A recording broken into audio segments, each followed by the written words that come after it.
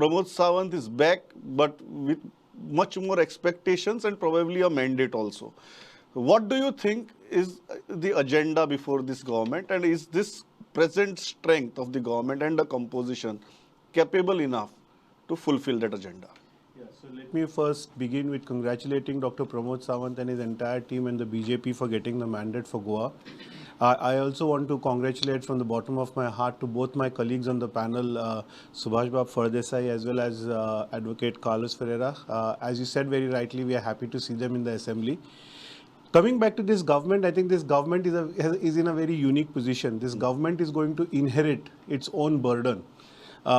Because it was the same government which was in power in the last term. And so therefore, when it comes to a punching bag in a psychological form is not something that's going to be available with this government, because it is their own inheritance.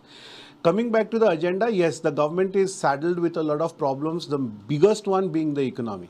I think as a person from business studies, something that worries me a lot with respect to this government, I think it is economy. It is the state of Goan economy. And I'm sure as we go ahead in the program, we will discuss each of them in great detail. I also believe that another problem is ad hoc policies of the government. I think the government needs to now probably, with the kind of mandate they have, should sit down, look at Goa in a very holistic manner and create policies which will impact Goa, which will help Goa in a most positive manner. So that's another issue that I think the government should probably look at very seriously.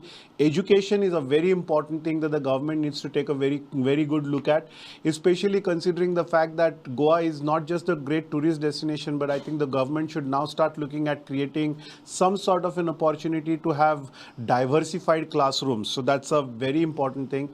And I very strongly pray to the Almighty, and I pray to Dr. Pramod Sawant and the entire BJP that the quality of ministry that now gets inducted should be clean.